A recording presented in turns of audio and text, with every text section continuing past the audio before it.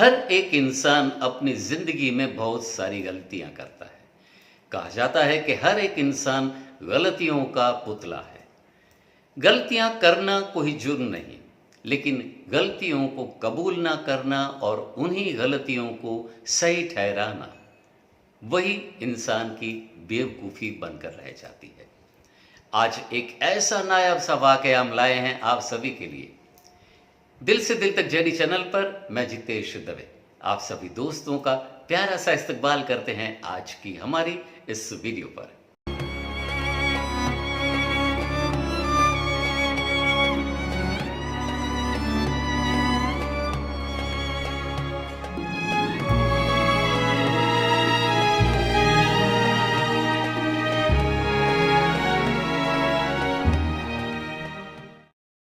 Hello family, आज का thumbnail आप सभी ने देखा होगा। हिंदी फिल्म जगत के मशहूर और मारूफ गीतकार, जब उनसे एक गलती हो गई और उस गलती का जब उन्हें एहसास हुआ, तब उन्होंने अपनी गलती के लिए सही मानों में आंसू बहाए। बिल्कुल ही सही वाकया खास तौर से आज हम लाए हैं आप सभी के लिए आज की हमारी इस नई वीडियो पर। साल 1992 में एक फिल्म आई थी। फिल्म का नाम था कच्चे धागे। अजय देवगन जी द्वारा अभिनीत इस फिल्म के सभी गाने बड़े ही पॉपुलर रहे थे।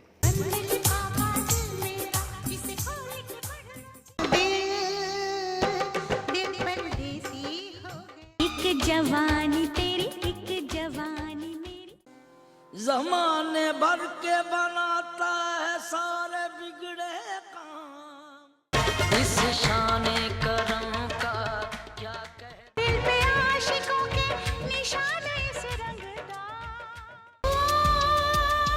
पर खुदा आसमानी कौन मेरा तुझे ढूंढे। इस फिल्म के लिए गीतकार रहे थे आनंद बख्शी जी और संगीत दिया था पाकिस्तान के मशहूर और मारूफ गुलूकार, क्लासिकल को गाने वाले फनकार और एक ऐसी शख्सियत जिसके नाम से पूरी दुनिया जिनका रिस्पेक्ट करती है, ऐसे नुसरत फतेह अली खान साहब। तो दोस्तों, बात आज वो करनी है कि जब इस फिल्म के गीतों की रचना के लिए खास तौर से नुसरत फतेह अली खान साहब पाकिस्तान से भारत में तशरीफ लाए थे और तकरीबन 1 महीने तक का उनका स्टे था सिर्फ कच्चे धागे फिल्म के गीतों को कंपोज करने हेतु। तो वाकया कुछ ऐसा था कि नुसरत फतेह अली खान साहब मुंबई के सन एंड सेन होटल में ठहरे हुए थे। इस फिल्म के गीतों के लिए सभी गीत लिखे थे आनंद बख्शी साहब ने। जैसा कि दोस्तों आप सब जानते हैं कि हिंदी फिल्म जगत के मशहूर और एक ऐसे सॉन्ग राइटर जो खुद भी काफ़ी अच्छे गुलूकार भी रहे आनंद बख्शी साहब। तो आनंद बख्शी जी का एक अलग सी पहचान मानी जाती थी हर बार फिल्म इंडस्ट्रीज में। तो जब आनंद बख्शी जी ने सारे गीतों की रचना कर दी, तो उन्होंने नुसरत फतेह अली खान साहब से कहा कि आइए आप मेरे घर आए और हम 2-3 सीटिंग करके सारे गानों को फाइनली डिज़ाइन कर लेते हैं। लेकिन नुसरत साहब ने कुछ ऐसा कहा कि बख्शी साहब, हो सके तो आप मेरे होटल पर पधारें, हम वहाँ सिटिंग करेंगे और सारे गानों को हम डिज़ाइन कर लेंगे। तो आनंद बख्शी साहब की एक ऐसी पोजीशन थी हिंदी फिल्म जगत की पूरी इंडस्ट्री में। तो बख्शी साहब को लगा कि ये पाकिस्तान से आया हुआ संगीतकार अपने आप को क्या समझ रहा है कि जो मेरे बुलाने पर मेरे घर नहीं आ रहा और मुझे अपने होटल पर बुला रहा है। तो बख्शी साहब ने भी अपने लिखे हुए गानों को नुसरत साहब को होटल पर भेजना शुरू किया। होता था कुछ ऐसा कि नुसरत साहब होटल पर जब वो गाने देखते थे तो वो कभी कभार अगर ठीक नहीं लगता तो उसमें कुछ करेक्शन करते थे, कुछ कैंसिल करके वापस बख्शी साहब को भेज देते थे। बख्शी साहब को और भी गुस्सा आता था और वो ज्यों त्यों गाने लिख करके फिर से रिटर्न कर देते थे। तो ये सिलसिला जब बार बार चला तो नुसरत फतेह अली खान साहब को लगा कि कुछ मिसअंडरस्टैंडिंग हो रही है। दरअसल बात ये थी कि नुसरत फतेह अली खान साहब, जिनका बड़ा ही हेवी बॉडी डेवलप हो चुका था, वो बड़े ही फैटी हो चुके थे, और बात यहाँ तक थी कि नुसरत साहब को उठने बैठने के लिए, कहीं आने जाने के लिए कम से कम 5 या 6 लोगों के सपोर्ट दरकार रहते थे। किसी के हाथ पकड़ने पर, किसी के उठाने के बाद ही नुसरत साहब एक जगह से दूसरी जगह पर जा पा रहे थे। तो नुसरत साहब इसी कारण बख्शी साहब से मिलने जाया नहीं करते थे। लेकिन एक बार नुसरत साहब को लगा कि यहाँ कुछ गलत फहमी हो रही है और गाने 1 महीने के दौरान भी आगे नहीं बढ़ पाएंगे। तो उनके जो साथी थे, उनके साथ जो पूरा टीम था, उनसे नुसरत साहब ने कहा कि चलिए मुझे उठा करके आनंद बख्शी जी के घर पर ले चले।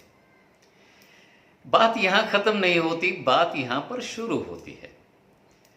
तो आनंद बख्शी जी फर्स्ट फ्लोर पर रहते थे। तो जब 5 या 6 लोगों ने सपोर्ट दे करके उठा करके नुसरत फतेह अली खान साहब को आनंद बख्शी जी के घर पर पहुंचाया, तो ये वाकया जब आनंद बख्शी जी ने अपनी आंखों से देखा, तब उन्हें महसूस हुआ कि अरे मुझसे तो बहुत बड़ी गलती हो गई। इनका जो प्रॉब्लम थी वो मैं समझ नहीं पाया। तो आनंद बख्शी साहब की आंखों से उसी वक्त आंसू निकलने लगे और उन्होंने कहा कि मैं माजरत चाहता हूं कि मैंने आपको इस हालात में मेरे घर तक सिर्फ गीतों को सुनने के और डिस्कशन करने हेतु परेशान किया। नुसरत साहब ने भी कहा कि नहीं जी, ऐसी कोई बात नहीं, मुझे भी लगा कि कहीं कोई गलत फहमी बिल्टअप हो रही है, तो मैं खुद ही चलाया आपसे मिलने। तो ये रही आनंद बख्शी साहब की महानता कि जब उन्हें महसूस हुई अपनी खुद की गलती, तो उसी वक्त उन्होंने स्वीकार किया और उनकी आंखों से जो आंसू बहे, वो पूरे आंसू का निचोड़ नुसरत साहब ने सारे के सारे गीतों में भी उतार लिया। तो आज भी वो गाने बड़े ही पॉपुलर हैं।